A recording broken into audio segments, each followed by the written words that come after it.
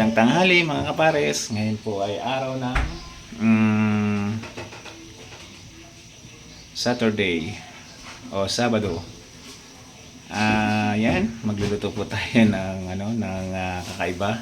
Ito ay napakadaling lutuin. Ito po ay ang tapa. Ayan at tanghalian pero tapa ang ulam. Na-miss ko lang dahil matagal na rin hindi ho kami nakapagluto ng tapa. Ayan mga kapares, abangan ninyo.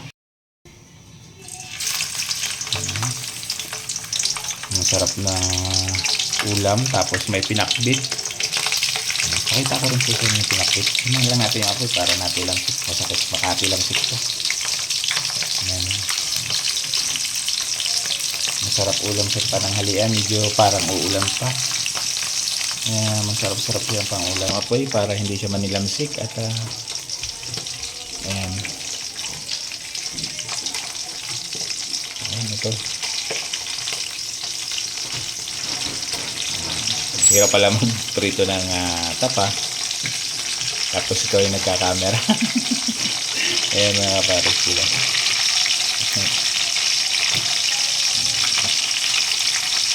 Kaya mo yan Kuya Top. Ayan diba?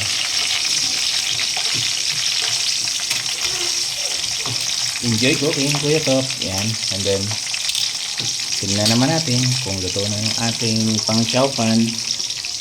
Ang kaldero po yan. Ayan, parang luto na siya mga kapares. Ayan. Hilaw pa pala. Medyo ano pa. Bigas. At ayan mga kapares. At nabaligtad ko na siya. Mahina lang yung apoy kasi nga ayaw ko manilamsik kasi parang sisot din ang pukyutan pagka natilamsikan ka. Ayan. At yan na nga, nag-uumpisa na siya malilamsik. So, bakit parang yun na yung aking kamay? Waray ko, sakit. Huwag kang ganyan. Vibes tayo.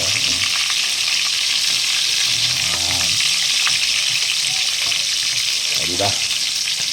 Malulutot na siya mga kapares. Masarap na ulam ang tinapa. Mga kapares at luto na siya. Aahunin na natin siya. Pasensya na kayo ha. Hindi na siya nanilamsik. Ibig sabihin luto na siya. Kailangan empty lang natin yung mantika niya. Yan po yung mantika ng chicharon bulaklak. Hindi po pala chicharon. Yung ginagawa kong chicharon. At yan. Lagyan natin sila sa ating plato. Napakasarap po yan mga kapares. Kahit na medyo parang uulan. Sarap po niya. Ayan, may bago na ulit tayong sinigang. Kasi nga, namiss ko ang tapa. Tapa ang ulam namin. Bakit? Walang pakilmanan na mga kapares. Ngayon tanghali, pero parang makulimlim ang panahon.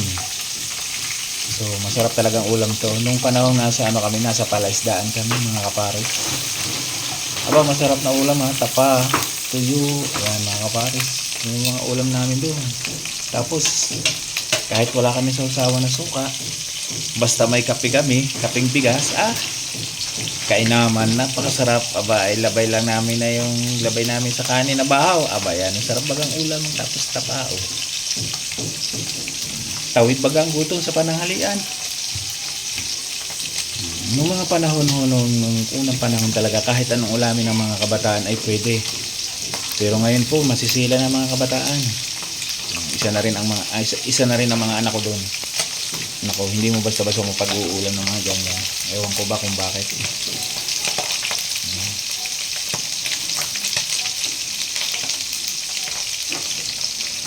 Diba? Ang sarap. Ang sarap na tapa.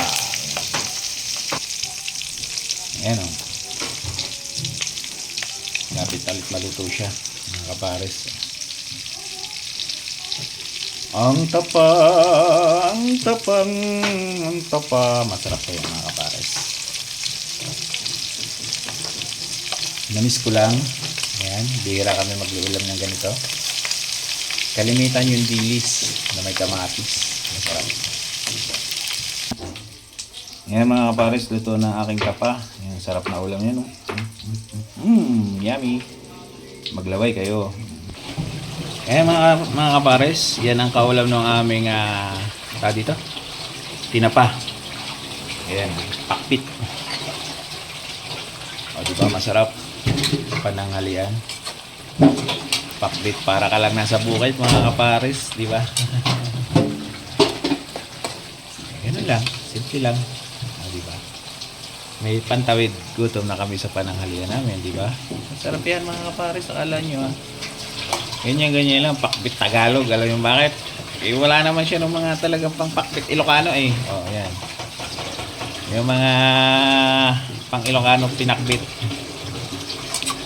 Yung bunga ng malunggay. Ayan, wala nun.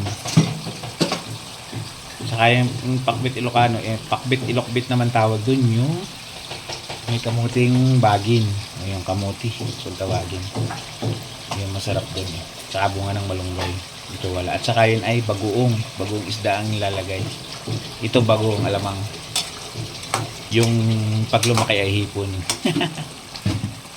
Ayan mga kapares. Yan ang ulam natin ngayong pananghalian. Sana nag-enjoy kayo sa panonood ng aking panandaliang vlog dito sa aking cooking. Ngayon at maluluto na siya at kami ay pwede nang kumain ngayon pananghalian. Ayan mga kapares, sarap o. Ayan. Kain tayo. Then, ito, tapos ito yung aking ulam. Magkakamay ako para masarap. Ayan. Kain na tayo mga pares. Tara. Kain na tayo dyan mga OFW. Ayan, ulam lang namin ito pa. Ayan, ulam ng masarap na ulam. Kahit sino mayaman o mahirap nag-uulam nito. Ayan. Mga kapares, yan ang anak ni Apache. Yan ay, bali ano na po sila ngayon? Day 6 na po sila. Ayan. Day 6 na po sila. 6 na araw na po sila buhat na pinanganak. Yan. At i-update ko po kayo habang siya ay lumalaki. Ayan po, pagkakalulusog naman nila, nakakatuwa lang, day 6 po sila. Yan. Yan po ang aking mga babies na kuting kitty. Yan. Nakakatuwa lang. Diba? 4 sila. Yan po ang panganay.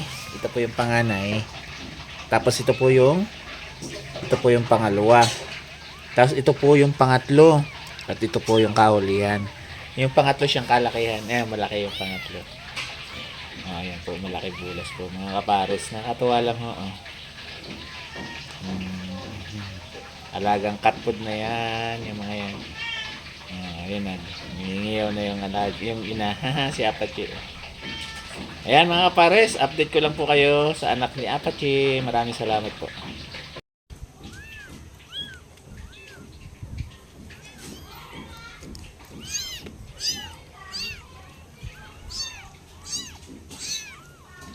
Uy, piniprito mo, sunog na. Sunog na. Piniprito mo, sunog na.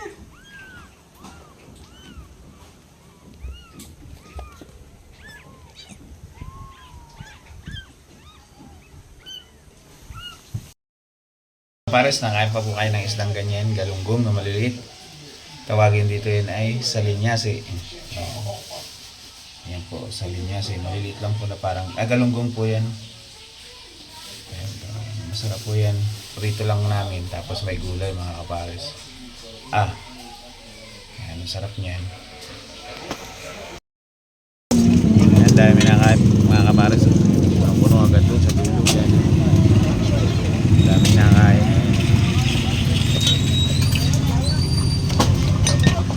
Awa ng Diyos, nabalik na siguro ng aming parisan. Sobrang daming nakain mga kapares. Mga kapares, ang daming nakain na sa aming parisan. Ayan. Hanggang loob yan, punong-puno na. Ayan, halos gabi-gabi ganito na. So hindi lang ako nakakapag-vlog, pero ganyan na pong karami. Dami na nakain. At yung kalapit namin, ayan, walang nakain. Nandiyan na, sisig rice, then pares, ayan. Kasi nga ako na yung nagtitimpla. Ayan, okay na kasi nga buhat nung operahan ako ng bladder, hindi ako nakapagtimpla. So ngayon ako na yung nagtitimpla. Sana gabayan kami ng Panginoon na dire-diretso na to. Ayan, ang daming tao.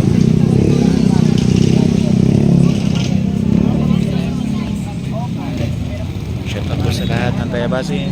Salamat sa pagtangkilik niyo sa aming pagkain dito sa aming parisan. Ayan, at salamat sa inyo. Higit sa lahat, yung sisig namin, sisig rice. Ayan, pinagkakaguluhan din. Salamat sa inyo. Salamat sa tiwala niyo sa amin. Shout out po sa lahat. Kaya po ulit.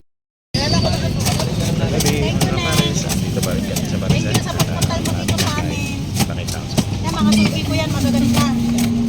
Yan ang sa tabaw. ay mga kapares. Kaya sa labas. Miss Georgia ng sabaw. Sobrang dami yan.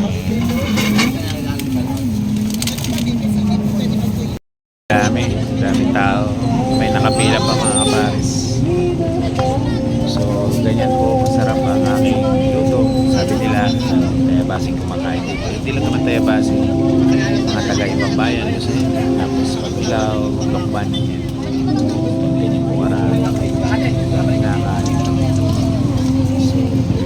Sana dire-diretso na yung ganito. Uy, mga upuan namin, ibalik nyo dito ha. Dami ang mga kain sa aming parisan. Ayan. Ating gabi na po. Time check. Alas 12:37 na po ng gabi. Pero marami pa rin nakain. Magandang gabi po sa inyo lahat.